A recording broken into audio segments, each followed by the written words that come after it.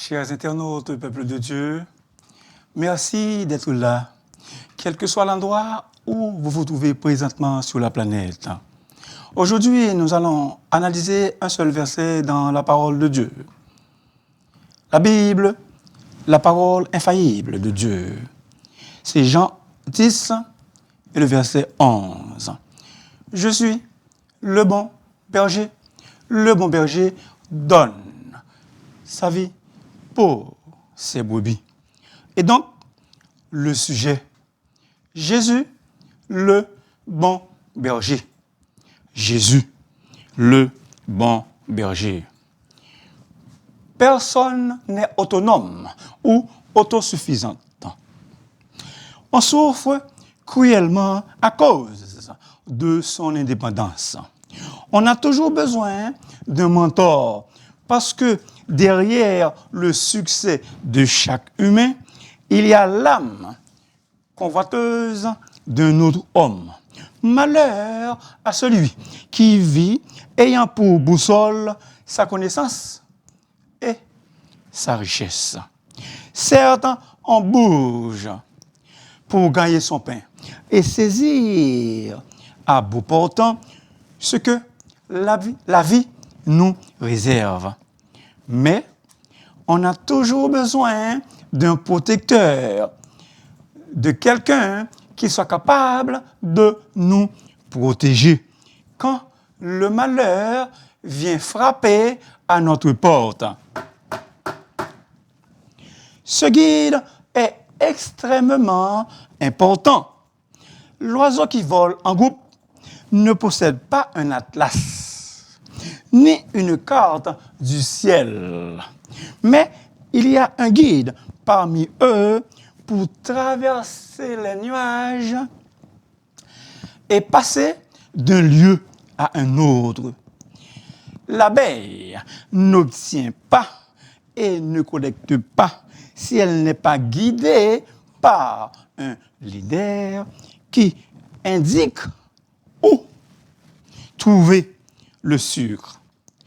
Nous autres humains, à plus forte raison, nous avons besoin d'un guide physique et spirituel, disposé à nous protéger et à toujours pouvoir à nos besoins.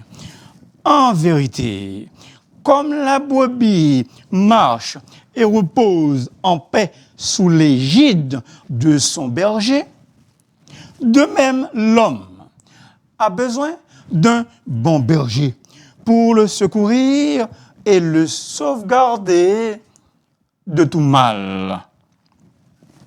Berger, personne qui garde les moutons.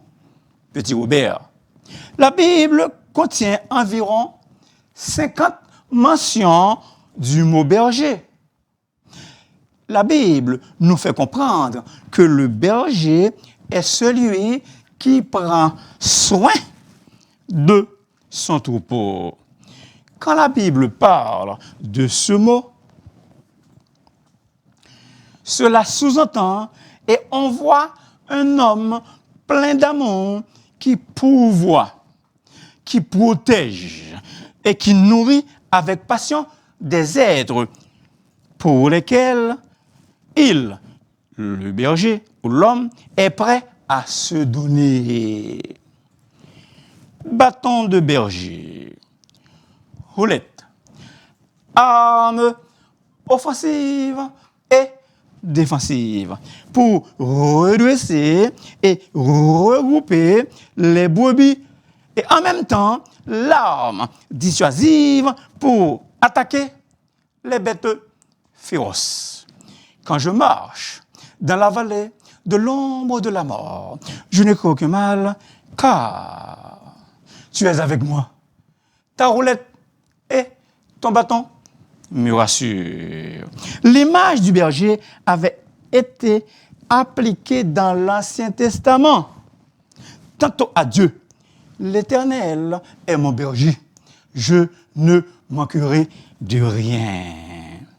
À Jésus, notre Seigneur, comme un berger, il paîtra son troupeau. Ésaïe 40, verset 11. Aux responsables d'Israël, les dirigeants d'Israël, Ézéchiel 34. Chien de berger, berger allemand, dressé à la garde des troupeaux. Une bergerie est un parc ouvert au vent. Et donc, c'est un enclos non couvert qui n'a pas de toit. C'est un parc permettant l'inspection du troupeau par le propriétaire. Ces murs, exposés au soleil, battus par la pluie et le vent, peuvent être de pierre brute,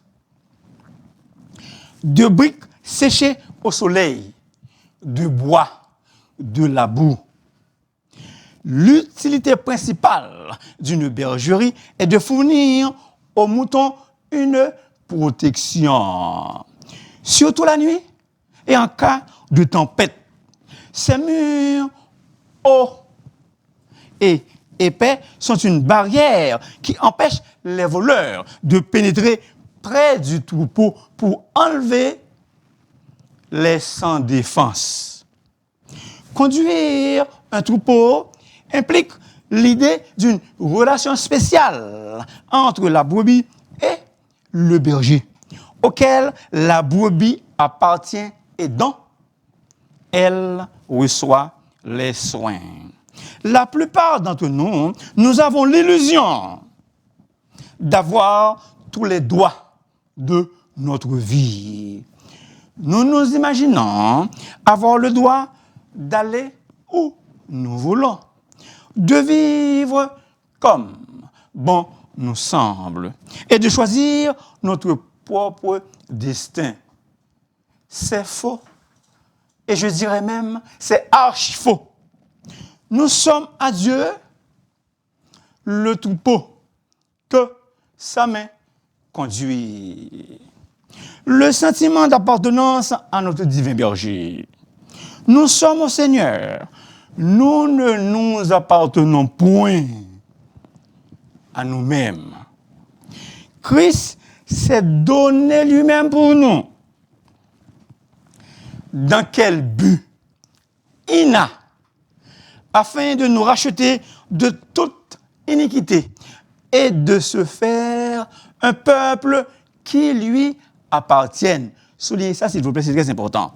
Et de se faire un peuple qui lui appartienne, purifié par lui et zélé pour les bonnes œuvres.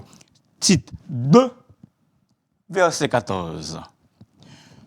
Un seul point. Le bon berger. L'expression le bon berger est attribuée à Jésus parce qu'il est le seul capable de le dire, car il est bon. Jésus, il est celui qui pourvoit et prévoit à toutes les heures. Jésus est au travail 24/24 pour s'assurer que ses brebis ne manquent absolument de rien. À vrai dire, cette expression fait ressortir la bonté de Jésus envers nous, contrairement aux autres qui prétendent nous assister, mais nous abandonnent au moment où nous avons largement besoin. Vous connaissez le cantique créole, 36. Mes frères haïtiens. Berger nous, c'est un Adamon. Bonté li pape jamais fait. Si c'est les mêmes qui sauvent nous, nous pape jamais manquer rien. Côté de l'eau à couler pifré, c'est là li va conduire nous. Et c'est côté zébio pi belle, li mette pâturage nous. Chaque brebis avait un nom et répondait à l'affection, à l'appel de son.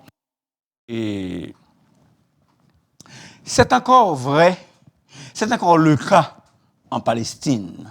Jésus nous appelle tous par notre nom. Jésus lui dit, Marie, elle se retourna et lui dit en hébreu, Rabouni, c'est-à-dire maître. Je suis le bon berger. Ego, eimi, opoimen, o kalos. Je suis moi-même le bon berger. C'est moi qui suis le bon berger. Jésus se présente lui-même comme le bon berger. Et donc, il donne sa vie pour ses brebis. Au cours des siècles écoulés, depuis le grand jour, fait cette déclaration bouleversante, la controverse, la polémique s'est poursuivie au sujet de ce qu'il voulait vraiment dire. En fait, Jésus a-t-il existé?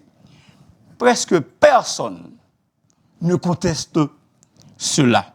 En revanche, depuis le tout début, beaucoup se demandent qui il est vraiment. Qui monde? Qui ça? Jésus réellement y est. La Bible attribue plusieurs titres à Jésus-Christ. L'Amen, l'Alpha et l'Oméga, le lion de la tribu de David, le Seigneur de gloire, et j'en passe. Toutefois, son titre le plus touchant et le plus intime est celui de berger. La Bible n'indique pas à quel moment on commença à pratiquer le métier de berger. Mais la Bible nous relate ce mot pour la première fois après la chute dans le jardin d'Éden. Abel fut berger et Caïn fut laboureur. Le bon berger meurt pour ses brebis. Jésus parle d'une action accomplie pour ses brebis. Il donne sa vie pour elle. Verset 11 et verset 15. Comme le Père me connaît et comme je connais le Père, je donne ma vie pour mes brebis. Jésus a donné réellement et volontairement sa vie pour ses brebis. Il vient tout juste de proclamer qu'il donne une vie abondante aux autres. Verset 10. L'un d'eux, Caïphe, était souverain sacrificateur cette année-là. Mais avant, il faut souligner que maintenant, Jésus, il parle du sacrifice de sa propre vie.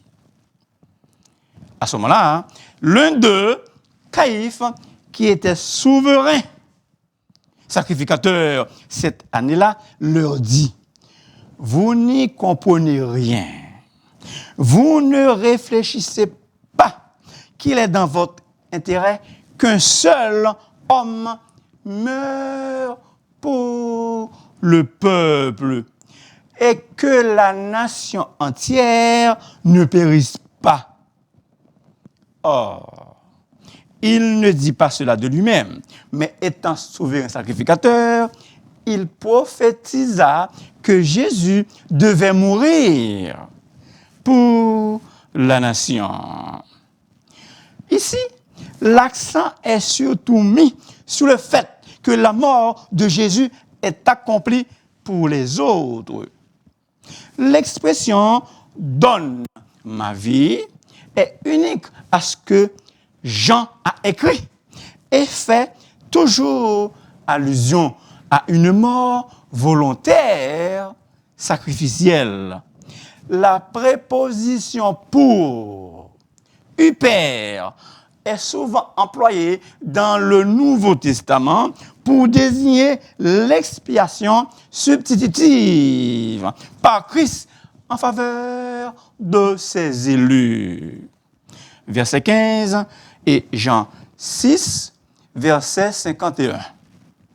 C'est la quatrième affirmation impliquant un « je suis » dans l'évangile de Jean. Littéralement, le texte dit « le berger », le bon, distinguant ainsi le Christ, le bon berger, de tous les autres bergers. Il est au-dessus de tous les autres. En tant que bon berger, Jésus se différencie non seulement des voleurs, mais aussi des mercenaires, des bandits à cravate. Bon, kalos, désigne sa noblesse de caractère. 1 Timothée 3, verset 7. Cet adjectif suggère à la fois la compétence et la bienveillance. Jésus n'est pas un simple bon berger parmi d'autres. Il est l'unique, le seul bon berger. Il est le bon berger par opposition au chef corrompu d'Israël. Jean 9, versets 40 et 41. En réalité, le terme ou le vocable « bon » a le sens de noble et établit un contraste saisissant, un contraste frappant entre Jésus et les mercenaires qui n'ont que leur propre intérêt égoïste. Jésus, prend soin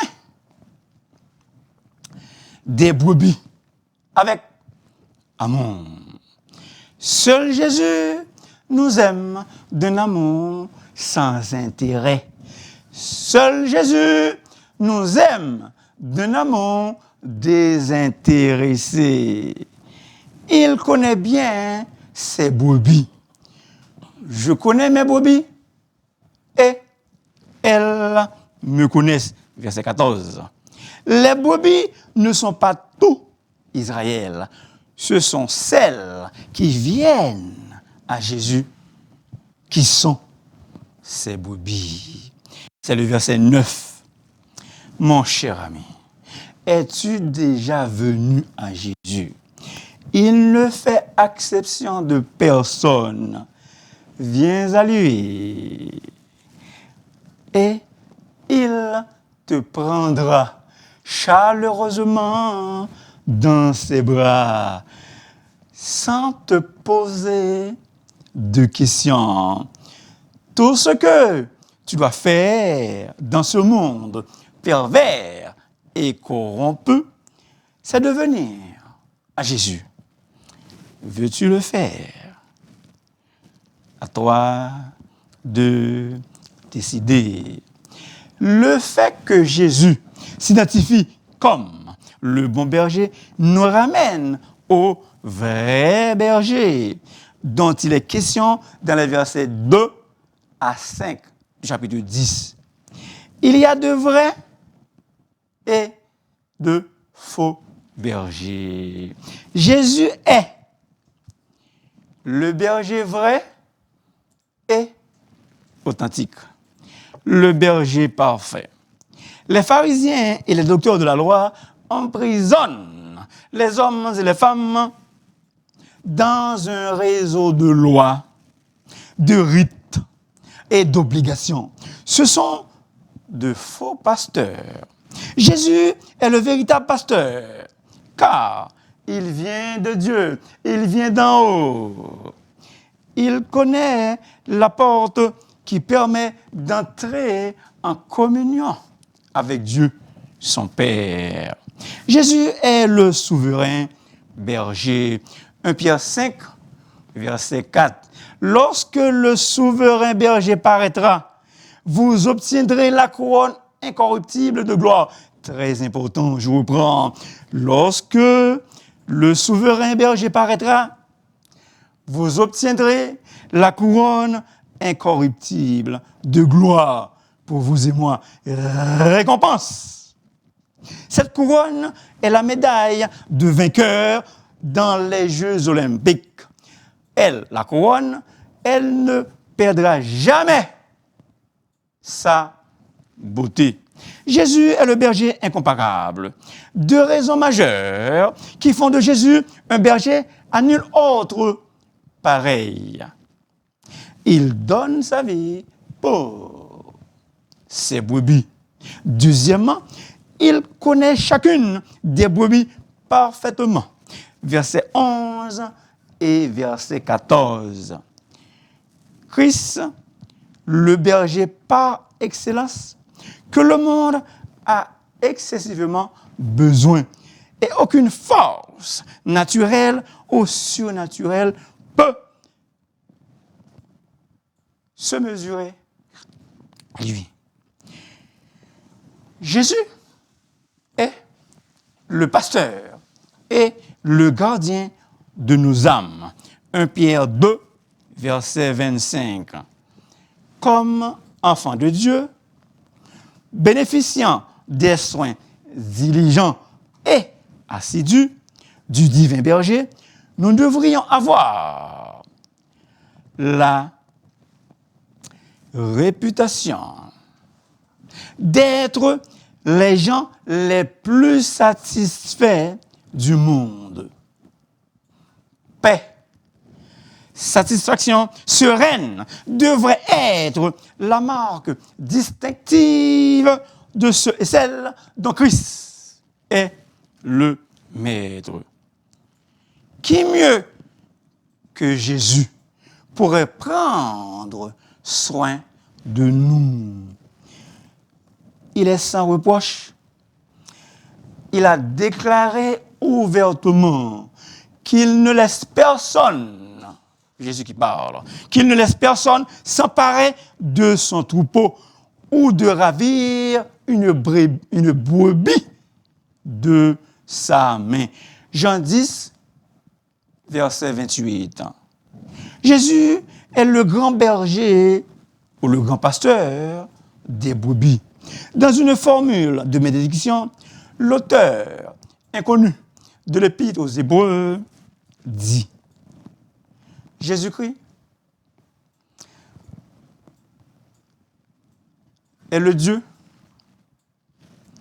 de paix qui a ramené dans tous les morts le grand berger, le grand pasteur des brebis. Jésus, le vrai guide de la vie. Jésus, le vrai guide de la vie.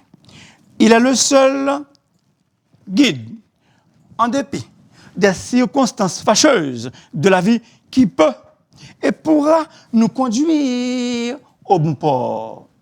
Jésus, c'est le seul guide dans la vie, qui est capable de conduire nous au bon port.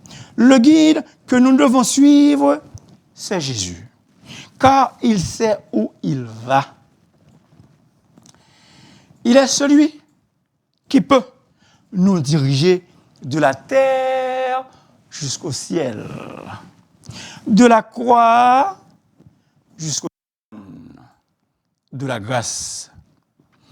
Christ ne fait pas la déclaration « Je suis le bon berger » pour impressionner les Juifs.